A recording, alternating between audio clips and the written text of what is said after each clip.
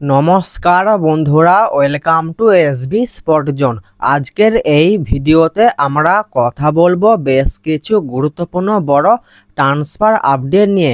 খুবই একটা গুরুত্বপূর্ণ ভিডিও হতে চলেছে। ভিডিওটা সবাই প্রথম থেকে শেষ পর্যন্ত দেখবে।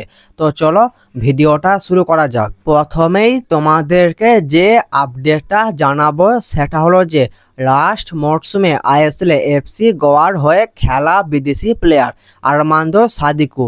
এই আরমান্দো সাদিকু তিনি বিদেশের একটি ক্লাবে সাইন করে দিয়েছেন। তো তিনি লাস্ট খেলেছিলেন এফসি গোয়ার হয়ে, তারপর তিনি আর অন্য কোনো ক্লাবে সাইন করেননি। তো তিনি একটি নতুন ক্লাবে সাইন করে দিয়েছেন। আরমান্দো সাদিকু তিনি যে ক্লাবটিতে সাইন করেছেন সেটা হলো তিনি সুইস ক্লাব এসি বেলিনজনার ক্লাবে সাইন করলেন। তো আরমান্দো সাদিকু তিনি এই ক্লাবে সাইন করে দিয়েছেন। এই আরমান্দো সাদিকু তিনি একটা সময় মোহনবাগানে খেলেছিলেন।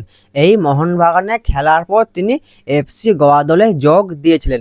এফসি গোয়া দল ছেড়ে দেওয়ার পর তিনি আর অন্য কোনো ক্লাবে সাইন করেননি। তো তিনি এখন নতুন একটি ক্লাবে সাইন করলেন। আপডেটটা পাওয়া গেল, আপডেটটা তোমাদেরকে জানিয়ে দিলাম। পরবর্তী যে বড় আপডেটটা তোমাদেরকে জানাবো সেটা হলো যে জাতীয় দলের নতুন হেড কোচের নাম ঘোষণা হলো। তো আশা করছি তোমরা জানতে পেরে গেছো সেই কোচটা কে। তিনি হলেন জামশেদপুর এফসির হেড কোচ খালিদ জামিল। তো এই খালিদ জামিলকে জাতীয় দলের নতুন হেড কোচ হিসাবে নিয়োগ করা হয়েছে। তো খালিদ জামিলেরই হেড কোচ হবার সম্ভাবনা সবথেকে বেশি ছিল। প্রায় আমি তোমাদেরকে এই আপডেটটা অনেকবারই জানিয়ে দিয়েছিলাম। তো এই আপডেটটা বেরিয়ে আসার পর আজকে আমি আমার ইউটিউব চ্যানেলের কমিউনিটি পোস্ট করে জানিয়ে দিয়েছিলাম যে খালিদ জামিলকেই জাতীয় দলের কোচ করা হয়েছে।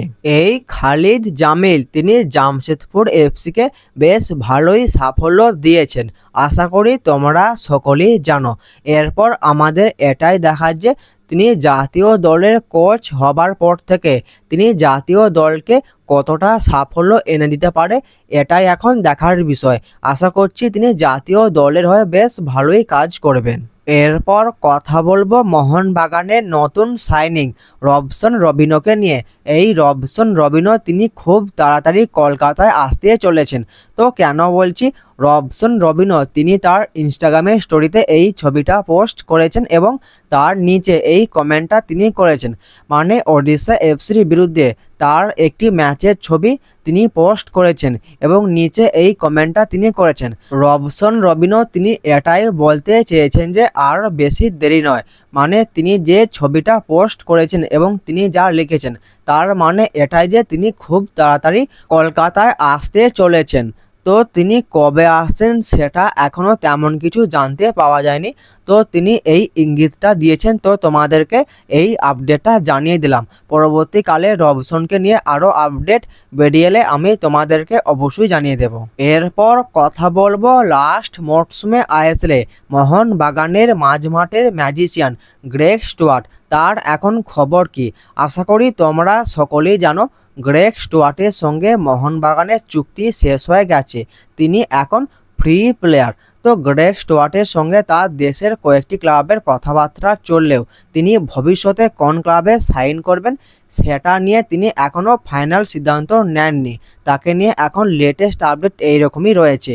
কারণ তোমাদেরকে অনেক আগেই জানিয়েছিলাম গ্রেগ স্টুয়ার্ট তিনি তার দেশের কোনো ক্লাবে সাইন করতে চায়, কারণ তিনি তার ফ্যামিলিকে এবার একটু বেশি করে সময় দিতে চায়। তো এই কারণেই তার এইরকম সিদ্ধান্ত। তো তিনি তার দেশেরই কোনো একটি ক্লাবে সাইন করবেন। তো পরবর্তীকালে যদি আরও কোনো নতুন আপডেট তাকে নিয়ে পাওয়া যায় আমি তোমাদেরকে অবশ্যই জানিয়ে দেব। আজকের এই ভিডিওতে তোমাদেরকে এই আপডেটগুলোই জানানোর ছিল, আপডেটগুলো তোমাদেরকে জানিয়ে দিলাম। ভিডিওটা ভালো লাগলে ভিডিওটা অবশ্যই একটা লাইক করে দিও। যারা আমাদের চ্যানেলে প্রথমবার আসবে চ্যানেলটা অবশ্যই সাবস্ক্রাইব করে দিও। তো দেখা হচ্ছে নতুন কোনো একটা ভিডিওতে।